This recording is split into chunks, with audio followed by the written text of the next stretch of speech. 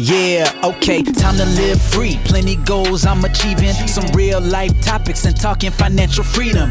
Mindset, soul and love, everything in between. This is Freedom Podcast. Tune in, live free. Hey, got my mindset right and I got the drive. Planning one day, no more job, no more 9 to 5. Love, money, mind. Love, money, mind. This is Freedom. Tune in, cause it's going down. Woo! Hi, this is Anna and welcome to another episode of your Freedom Podcast. In this episode, I interviewed Jeanette Brown. In 2010, Jeanette attended a pattern changing course and found it life-changing. She learnt life skills we should all have the opportunity to learn from a very young age. I connected recently with Jeanette while she's been trying to work online and also helping her with launching products on Amazon. And her background, she worked as a beauty therapist for over 25 years, owning her own salon and delivering training at Eastbourne and then Exeter College. But when her eyesight started to fade, and having detached retinas, she looked for a career change. And after volunteering within the domestic abuse field, speaking at conferences about her own abuse and how she turned her life around, she started working as a facilitator of the very same pattern changing course she had attended and worked one-to-one as a domestic abuse support advisor. Jeanette's main purpose is to empower people who have been through abuse and showing them they deserve better. People who don't believe in themselves or have had their light dimmed from abuse. Jeanette also set up More Positive Me as a community interest company with 2 other inspired directors in 2015 to focus on the course that changed her life, and after finding cuts in the sector saw huge limitations in facilitating this course. Very inspiring stuff. I'm really excited to be interviewing Jeanette today because as you know, domestic abuse is really, really close to my heart, and I want to do what I can to get the noise out there. You know, there is support there, and what Jeanette's doing with More Positive Me is one example of that support that you could reach out to get. So great stuff. Can't wait to interview her today. Hey, Jeanette, how are you doing? Hi, Anna. Yeah, good, thank you. You? Yeah, thanks. It's really good to have you on the show. I'm really excited about interviewing you today. Because I know you've been doing some exciting stuff, and I hear there's a book launch on the horizon as well. There is, yeah. So, as you know, the Freedom Podcast, I kind of put this together because when I went through a really bad time, I just kind of thought, you know, when people, everyone has adversities, everyone has challenges, and wouldn't it be great to listen to lots of different stories and people to be interviewed that could help people get through like a dark period of life, just to show them that there is light at the end of the tunnel. Absolutely. And you can get out of that. So we focus on the 3 pillars: freedom in love, freedom in money, and freedom in mind, which is all around self-care, financial freedom, and then of course your mindset incorporates all of it really. So I know that you tell us all about More Positive Me, because that's your kind of main focus, I would have thought.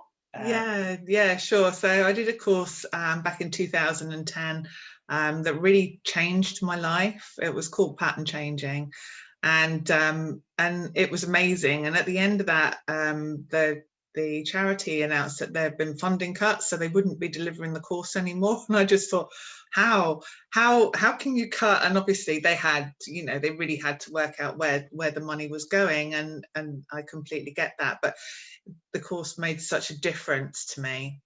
So I started volunteering for the organisation. I worked my way up. I did all the training, I became qualified, everything else. But my main passion is really this course, and started More Positive Me as a CIC back in 2015 with the sole intention of delivering these courses so that people could get on them when they needed them, rather than wait for the next little pot of funding to fund it. So that's been the idea. Obviously, we're talking about 6 years ago now. So I've learned a lot in that time, and it's okay having an idea, but actually there's got to be a lot of structure around that. Yeah. So More Positive Me, what is it all about for people that are listening who have no clue what More Positive Okay, so it's about empowerment after domestic abuse is basically the strap line for the charity. So I have been through domestic abuse myself. That's really what the course was about. And yeah, it's actually helping people realize there is life after domestic abuse. And I think when you're going through it, I think the main sort of idea for people outside the box is, well, why don't you just leave? So More Positive Me is about empowerment after domestic abuse. So I have been through domestic abuse. That's what the course was about that I went on. And it's really given people that hope that there is life after domestic abuse. They get really trapped in survival mode, and rightly so. But it's then being able to rebuild your life after that. It's not just an incident, you're safe, you carry on. I think there's so much more emotionally and around your mental well-being as well, in the recovery process of that. I think actually it totally makes sense, doesn't it? Because I think also with whatever you go through, you know, if you went through having like a really difficult time with your health, you know, because I know a friend that's gone through breast cancer. Yeah, you're in that, you know, you're in that kind of, like you say, survival in a way mode for such a long time, and then it's coming back into kind of what you see as normal world again, isn't it? Yeah. And just anything that can support you kind of get back to who you originally were. Yeah. I watched. I know it's different, but it's just. Yeah, it's very similar, isn't it? It's that lasting effect, and I think especially with cancer, sort of getting over cancer, it's not just the, well, I'm cancer free now. It's actually the impact that had on your life. Yeah, and on the news this morning, they were having nurses who've been working so hard through COVID, and she was relaying and saying, "Oh, I'm having nightmares," and you know, her eyes were welling up, talking about it. And it's that lasting impact, isn't it? It's not just dealing with things in the moment. It's like the lasting impact of that through your life, and being able to.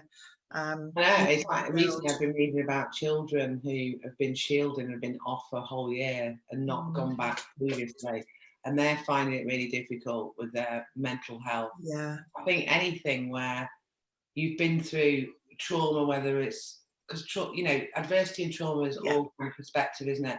People have different experiences. Just anything to support you going through it. And I think, from my point of view, being a domestic abuse survivor as well, is you always have that fear. I've always got this fear that suddenly, you know, my ex might just have a wobble and go completely psycho and not listen to the fact that I've got a restraining order. There's always that, even though it's got a lot better and a lot easier, there's always that what if at the back of your head. Or you can't get concerned about when the children get older and things like that. And just, I think anything that can help you get out of that you change as a person, don't you? So if you can kind of become more relaxed and more focused on you being a good person, because you question as well whether you were the one to blame, because with abuse you start believing those words, that because abuse obviously can be all sorts, physical, mental, emotional, so it's the whole thing, isn't it? Yeah. Well, we find this on our courses a lot of, and it's a really beautiful thing to see when they come on the course in the very beginning, and they don't believe in themselves, and you know, oh, I could have done this to make it different, or I could have done that, or I could have tried harder, and they carry so much guilt and so much blame, and you see their self-esteem and their self-worth is so small and you know, almost broken, and then to watch them actually start to bloom and go, actually this is not my fault, and actually that behavior was not okay, and it's really beautiful to see. But that's, you know, it's a whole breaking down of character, and it's so sad, you know, when you say to someone, what's your favorite color, and I go, never even thought about, you know, I can't even comprehend what my favorite color is, because their own self has just been broken down so much. So, and I think it's great having you gone through that experience, that you can really understand what people go through to help. I think it's just like a being able to relate thing, isn't it? It's not, you know, although I have done a lot of learning around it and sort of probably absorbed so much information in the last 10 years, but actually having that lived experience, I think gives a real connection to people, and they go, okay, you know, you're not just saying this. It's like having a baby and saying to the midwife, have you acted? It's not going to hurt. What? have you had children? You kind of need to know that they're coming from that experience, don't they? Well, I've read it in the book. Yeah, exactly. It made me more, because I remember speaking to people at Women's Aid, and a lot of the volunteers on Women's Aid had gone through abuse, but it just felt like you were understood. Yeah, that's the thing. You just want to be understood, even though everyone's experience is different. Yeah. So I completely get it, and you don't feel silly, and you don't feel irrational, which is going, that's all part and parcel of it. Yeah. Okay, yeah. So when is the, because you've got a book as well, tell you on about the book. It's exciting. I've talked about it for so long, and I mean, we were really lucky. I mean, COVID has affected people in different ways, but we were quite lucky. I put in a funding bid, go, okay, how are you going to do this then through COVID? Go, well, we're going to do Zoom classes. And I've always had this idea that I wanted to create not just a book that tells a story, but a kind of workbook, so something you can really get involved in and do bits and pieces and exercises with. So I've always had the idea, and because of COVID, contacted National Lottery community funding and said, oh, well, I'm going to do this book, and they came back and went, okay, go on then. Oh. I've now got to do it. And it's been amazing. So actually writing the book probably took me about 2-3 months to write the content, but actually the putting it together and the editing and the design side and everything else that goes with it has taken ages, but absolutely love it. And we in December, because we've been delivering a course, we thought, right, okay, well, we'll print copies for these course attendees, and then they can look through and see what they think.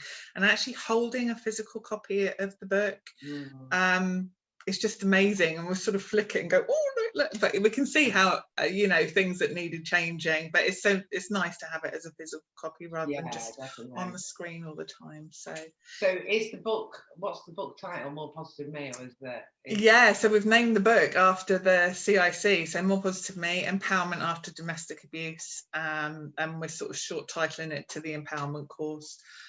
So really strong roots in the pattern changing course that I went on originally, but obviously with the 10 years knowledge and experience and everything else in there. It must feel really empowering from your point of view, because I know some of the things that I've done, it just feels really good that you're making a difference from something you really understand so well. So I commend you in what you do with all of the stuff around the course and this book. And it's obviously really exciting that you're launching the book, but it's going to really help people. That's the most important thing, isn't it? So, and it's reaching those people who can't get on courses. And this is always, in my sort of history of domestic abuse, it's always been that a course is really difficult to access or get to, or it's been in a certain town and you can't get there, or the timing doesn't fit with work. And the nice thing with this is you can actually do it in your own time.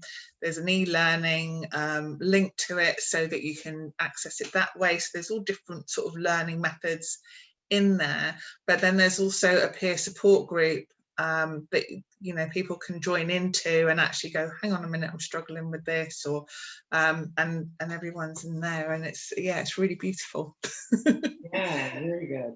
So how can people get the book? Because I know it's not what you're doing. You've got a book launch next week. So it's being sent away to the publishers next Wednesday. The book launch is the 30th of April. I originally booked it for the week before, and then the other director said, do you realise that's my anniversary? Oh, I'm so sorry. No, I didn't know it was your anniversary. So we've moved it to the 30th, and we've got some guest speakers. So yourself, thank you so much, and a lady who was my IDVA back in the day, my independent domestic violence advisor. So she's going to come along and speak, and another lady who's been really inspiring to me, called Colette, and she used to work for Safe Lives. She now works for the NHS, and she's amazing. But you're all amazing. So if people listening to this want to buy it, I know it's not launched yet. But yes. what's the thing for them to do, because we can So there will be, at the launch, there will be a link available. We are using Lulu. We're not doing the Amazon route. I have thought about that, but we're going to do Lulu. Well. Yeah, and they do print on demand, which is great for us, because it means that we don't have to stock a lot of books and then, you know, rely on them selling. People could just order them, and it makes it a lot more eco-friendly as well, doesn't it? Yeah. That's what I do with mine. I sell the ebook on Amazon, but because it's a co-authored book, Vanessa, who was the lead, it's under her name on Amazon. But then on Lulu, we all got covers with our own names on. Oh, brilliant! We bought our individual ones, so we sell it on Lulu with the physical book. Oh, brilliant! So Lulu are really good, actually. They did our first run, and it was just like, they so know what they're doing, don't they? Yeah, exactly. It's really easy as well to upload it. So we can what we can do is put the Lulu link in this interview. So for people listening, brilliant. You'll be able to purchase it after the 30th, will it be? Or will it be available? Around that time anyway. Yeah. And then what we can do, if you maybe remind me, is we can actually change the link of this recording. So if people are listening to this in a few months' time, you may find that when you go into the link, it's actually the link for the book. So we'll put details in the anyone that's listening to this, we'll put details so that you can find the book, and it's going to be available from the 30th of April 2021, in case someone's listening to this in 5 years in 20 years time. So I just think it's great what you're doing, and it's really going to help people. And so people who, because you know, domestic abuse is doubled during the pandemic, and I know there's been lots of changes recently with the domestic bill as well, which has been great. With they're looking now to really get this implemented, to have like a stalkers register. It's really coming together, isn't it? And Nicole Jacobs been absolutely fantastic and fundamental in a lot of changes. Yeah, exactly. And I think it's great what you're doing as well, because the course that you originally did was available. Is it Dorset you live? Whereabouts is it you live? Oh, Devon. Devon. I knew it began with a D. Dorset. It begins with a D. And I think that's the annoying thing about our country, is that every area has different things. Yeah. Even when I had the boys, like being, you know, like postnatal things were different with one child to the next, because funding changes, and what you can get, you know, is schools, as to say, everything's like this. Anything that comes from the government, depending on individual areas, it's a bit like the states in the US, isn't it? Each individual state has different funding, different things, different rules. So I think anything that's online, which is, you know, we're becoming more digital with everything that's happened with the pandemic, that it means that then more people can access things. So we'll put all the details for anyone listening to this who want to access the course, get hold of the book. And you know, I think sometimes, you know, I think if you could be listening to this and a bit like how I was a bit in denial that I was a domestic abuse victim. Just making that first step to maybe go through a course or reading a book will kind of verify it for you if you are thinking, am I not? The chances are, the fact that you're asking that question, the likelihood that you are. It's just that we don't like to feel that we are. We seem to feel it's a weakness. I felt like that. I thought, it can't be happening to me, kind of thing. Is there any tips from you, having gone through domestic abuse yourself, that if someone was listening to this and thinking, oh, this is interesting, you know, maybe this could help me, any tips for making that first step of kind of getting out, really, of that situation? So I mean, it's really difficult, isn't it? And I think you do sort of live in a denial state. And I remember the very first person saying to me, actually, I'd need to ask some questions, and you know, this sounds very much like domestic abuse. And I said, no, it's not domestic abuse, he's never hit me. And I think society really links the violence rather than everything else that goes on. And he talked me through, and he was absolutely brilliant. And he gave me a helpline number, which I didn't ring straight away, because I think when you're in that, you wait for the next incident, don't you, before you start to do anything, and then it all calms down and you think, oh, it's okay, it's fine, I can manage this. And then another incident happens and you go, whoa, okay, right, where was that number? And I would just say, just the reaching out of the local support, or even the National Domestic Abuse Helpline. And even if you phone them and go, I don't know that this is really me, but can I run it by you? And they are fantastic. And when I had somebody back in the day, that's you. All right. Yeah, I'm gonna have to. It's Do you want to answer it? That happened last time, I think. I normally unplug it. I've tried to. Wait till it stops ringing. Right, there you go. If you just go back to we got the bit about you talking about the helpline, but maybe just finish the helpline bit off. You know what I mean? Yeah. So it would be to ring a helpline, and no question is silly. Run an idea by them, and they're great at listening, and they're great at understanding. And I was lucky enough to have somebody call me every week, and that doesn't happen now, but sort of every week for 18 months just to check in with me. And that was my little moment of normal in a very unnormal world. And that just kept me really balanced, that actually, no, this is not okay, because you get so entrenched into, there's a whole distortion, isn't there, around what is okay and what isn't okay. And you have an idea that actually maybe you have some kind of, you can manage it in some way by changing your behaviours, and actually it just digs you in deeper and deeper, because it's I think the one word that really hit home when I did training was it was all about control. So not necessarily the violence or everything else, but everything is done to control. Yeah. And I think once I got my head around that, I thought, wow, right, that was yes, this is it. I understand that, and this is me. Yeah. No, I think that's really helpful for people listening, so thank you for that. No worries. I always ask everybody at the end of the interview, what does freedom mean to you? So what does freedom mean to you, Jeanette? I can depict my one moment of actually feeling freedom, and it was an amazing feeling, but it was when I'd packed up what I could carry and I moved into a rented house. I had nothing. But I moved into that house, and this just being able to, I can do it now, actually breathe, actually sort of take in oxygen. It just felt like this whole weight had lifted off me, and I could just breathe. It was an amazing feeling, because we forget actually home is supposed to be the place that we feel safe, that we come back to and we relax in. And actually through domestic abuse, that it's the exact opposite, isn't it? You're okay outside, but when you come in, you're immediately on that high alert. Walking on eggshells and being on edge. Yeah. I love that. Because it doesn't matter what you've got. Because I felt similar to that when I left. It's just like you just want peace. I just remember feeling like my whole bedroom was like my sanctuary.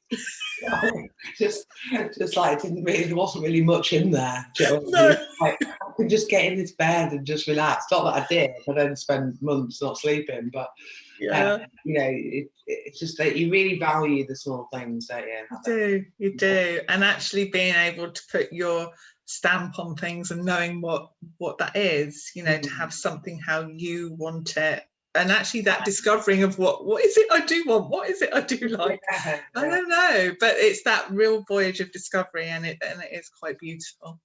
Yeah, brilliant. Well, good luck with the book launch. Get your deadline coming up next week.